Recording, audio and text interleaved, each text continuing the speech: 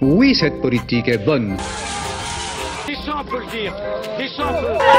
Ils veulent un responsable, il est devant vous, qu'ils viennent le chercher. Dans plein d'entreprises contemporaines, tout le monde est manager d'un truc. Le titre de manager a été généralisé, ce qui fait qu'en fait on est tous truc manager, product manager, machin manager, process manager, voilà. Alors qu'on manage personne, mais du coup on a un titre qui est valorisant. Mais je pense qu'en fait personne n'est dupe. Enfin, pas grand monde en tout cas.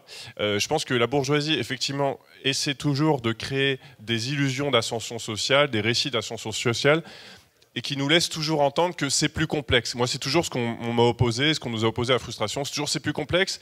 Et puis quand on joue au jeu des classes sociales, les gens ils disent oui, mais moi je suis un peu dans un entre-deux parce que nanana. Alors moi, on cherche à péter ça, c'est-à-dire globalement, c'est des grandes catégories dans lesquelles on entre tous, globalement, enfin sauf les bourgeois, les sous-bourgeois, c'est défini précisément. On a même un test en ligne, êtes-vous un bourgeois ? Sur frustration. Et ce qui était intéressant sur les réactions au test en ligne, c'est qu'il y avait plein de gens qui venaient voir et qui disaient bah, je comprends pas, je suis pas un bourgeois. Je disais bah, tu t'attendais à quoi? Déjà on se connaît. Ensuite, t'es même pas propriétaire de ton appart. Mais en fait, parce qu'il y a eu une confusion sur la définition de bourgeoisie qui était un peu s'embourgeoiser, c'est s'acheter un service à thé Maison du Monde, quoi. Et en fait, bah non. C'est s'embourgeoiser, c'est devenir propriétaire des moyens de production ou faire partie d'une famille qui... Et donc on s'embourgeoise pas par accident, hein, c'est le principe. Hein.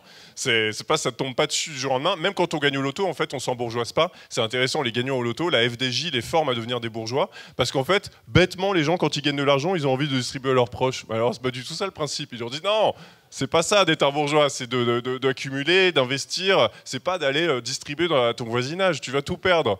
Et bon, alors... Donc je pense que les gens ne sont pas dupes, mais effectivement, hein, il y a eu un puissant discours d'invisibilisation de la lutte des classes. Et écoute, je te dirais, bah, on contribue tous, hein, enfin, il y a plein de médias qui le font, de gens de plus en plus. Frustration, on le fait depuis nos origines. On contribue à redéfinir ces frontières. Effectivement, la bourgeoisie, ça ne lui plaît pas du tout, parce qu'elle aime bien que ça soit flou, c'est complexe. On vit dans une société de plus en plus complexe. Elle adore dire ça. Alors, on est là, bah, c'est vrai que pendant la guerre de 100 ans, c'était pas complexe du tout. Hein. C'était simple. Hein. Où ils disent toujours au 19e siècle c'était clair, il y avait les ouvriers dans les mines, dans les corons qui buvaient au bistrot et les bourgeois qui étaient gros avec des cigares et des chapeaux haute forme. Alors ça n'a jamais été ça, il suffit de lire Marx pour voir que Marx il fait de plein de sous-catégories, que la société était déjà très complexe à l'époque. Enfin bref, une société c'est complexe et puis nous au milieu de ça, on trace des frontières parce qu'on les trace de façon politique, parce que ces frontières nous aident à penser le réel et donc à combattre la domination de nos ennemis. Et moi je suis optimiste en la matière. Vraiment il y a 10 ans, ne serait-ce que parler de capitalisme, on passait pour un gauchiste, maintenant le terme est devenu mainstream. Parler de bourgeois, il y a encore quelques années, c'était vraiment super ringardisé, ben, on en parle de plus en plus. Donc moi je trouve que ce combat, on est en train, comme disait Warren Buffett, il disait, voilà, bah, c'est notre classe qui est en train d'amener et qui est en train de gagner. Bon là je mets un peu la charrue avant les bœufs, mais c'est un peu ce qui se passe. Et ils n'arrivent plus à s'invisibiliser, ça vient aussi du fait qu'ils sont tellement gloutons que, je veux dire, c'est difficile quand on est Bernard Arnault de dissimuler qu'on est un énorme bourgeois. Et donc je pense aussi que la montée des inégalités, thème récurrent, enfin, tous les mois il y a une émission, la montée des inégalités, à quoi est-ce dû? Le téléphone sonne.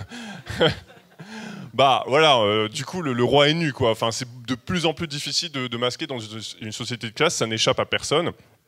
Et donc je pense qu'en la matière, on est en train de gagner. Ils sont très emmerdés. Le fait que le sujet des milliardaires revienne tout le temps en ce moment, ça les emmerde absolument. Et je l'ai vu l'autre fois sur le plateau de C'est ce soir. Sophie Binet de la CGT a dit à un moment, oui, et d'ailleurs les milliardaires et tout. Et là, ils sont tous tombés dessus. Oh non, on va pas parler des milliardaires ce soir. Non, non, non, c'est non.